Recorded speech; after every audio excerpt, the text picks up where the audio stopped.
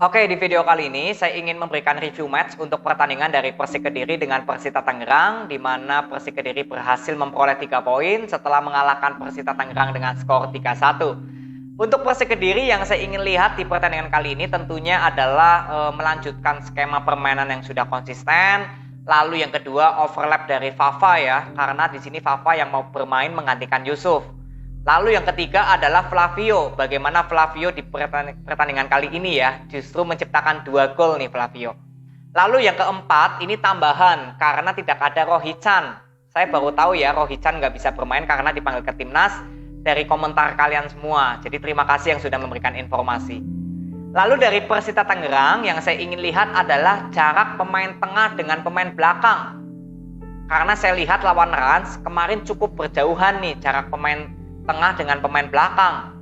Lalu yang kedua adalah bagaimana para pemain Persita Tangerang untuk menciptakan peluang menjadi gol. Ini yang saya ingin lihat dari Persita Tangerang. Kita langsung lihat ya di babak pertama.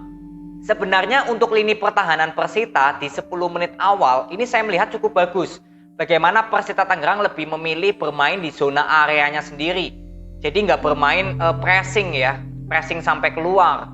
Artinya Persita Tangerang ini lebih mengandalkan passing-passing cepat atau counter attack karena lebih bertahan di areanya sendiri. Sedangkan untuk Persik Kediri ini bermain lebih melakukan pressing keluar. Artinya permainan Persik Kediri lebih ke bola possession ya, atau membangun permainannya lebih ke passing-passing pendek. Jadi dalam hati saya di 10 menit awal ini kemungkinan pertandingan akan seru. Karena dua tim ini sudah memberikan permainan yang berbeda nih skemanya. Tapi ternyata di 10 menit kemudian Persita Tangerang justru terlihat lini belakangnya ini seperti nggak terorganisir cukup bagus. Justru permainan Persita Tangerang saat bertahan itu hanya bagus di 10 menit awal. Sisanya hampir nggak terlihat lagi pertahanan Persita Tangerang yang terorganisir. Dan saya lihat berapa kali jarak pemain tengah dengan pemain belakang ini juga tetap sama, tidak ada perubahan. Masih tetap kosong. Bae Shin-yong yang hanya sendirian untuk menjaga kedalaman pertahanannya Persita.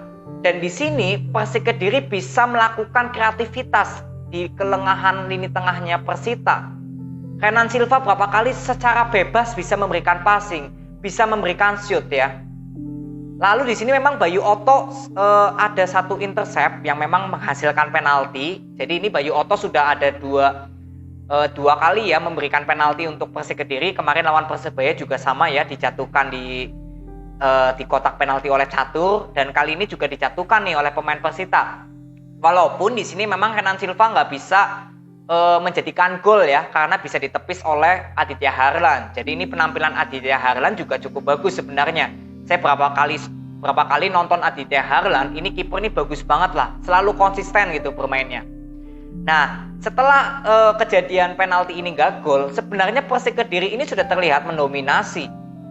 Persita Tangerang hampir tidak terlihat bisa menyerang atau bisa memberikan peluang yang berbahaya. Peluang setengah aja nggak bisa dimanfaatkan oleh para pemain Persita. Ya. Dan di sini akhirnya Yohanes Pahabol bisa menciptakan gol melalui gol yang cukup bagus ya. Itu golnya cukup berkelas, dari samping memberikan chip ya.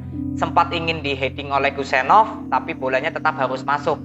Dan di sini posisi Aditya Harlan juga mungkin tidak mengira ya kalau itu bola akan masuk ke gawang. Kemungkinannya mungkin itu gol antara goal kick atau mungkin maksudnya Yohanes Pahabol ingin memberikan passing. Jadi Aditya Harlan lebih menunggu. Tahu-taunya bolanya justru ke arah gawang.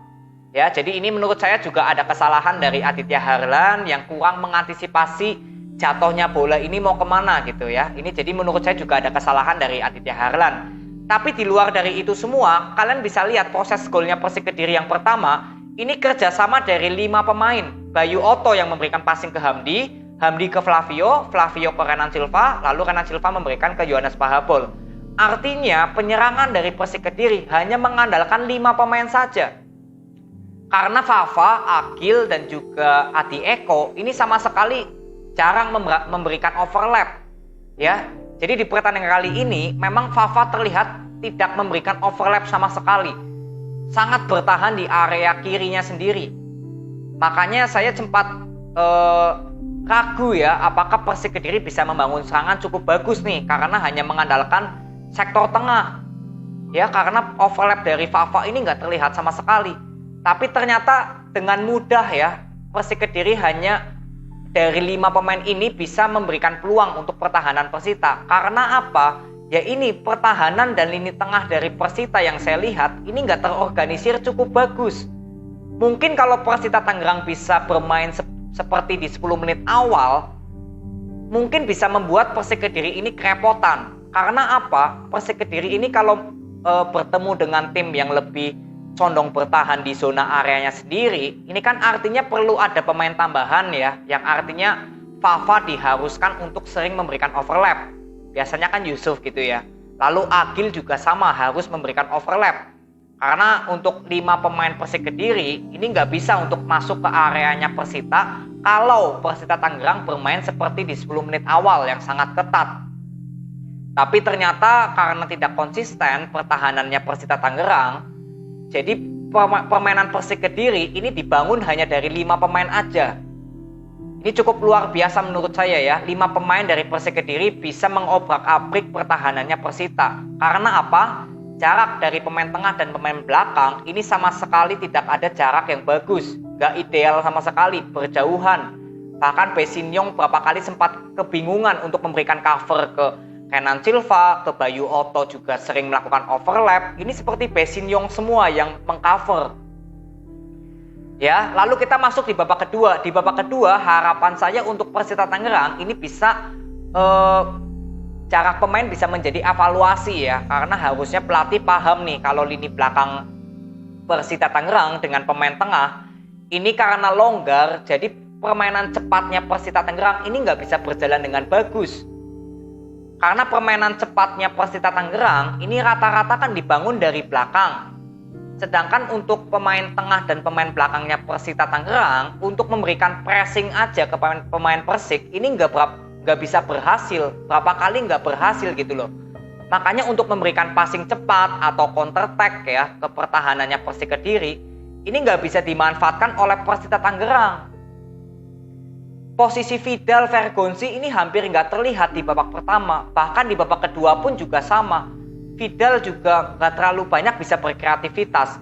Vergonzi yang biasanya free roll posisinya juga sama, banyak sekali nggak bisa adanya kebebasan untuk membawa bola. Kenapa? Karena para pemain Persita Tangerang dipaksa untuk bermain bola possession. Di sini Persik Kediri memang di babak kedua sudah menciptakan gol dulu ya melalui golnya Flavio. Itu gol yang cukup bagus dari luar kotak penalti ya. Dan di sini juga terlihat lini tengahnya Persita Tangerang ini kosong. Karena tidak ada yang menutupi posisinya Flavio. Flavio memberikan gol itu cukup jauh jaraknya dari gawangnya Aditya Harlan. Yang artinya Flavio menciptakan gol dari sektor tengahnya Persita. Dan di sini nggak ada yang mengcover, entah Gosinov ya. Gosinov ini kan pemain belakang, harusnya bisa memberikan cover ke pemain depannya Persik kan.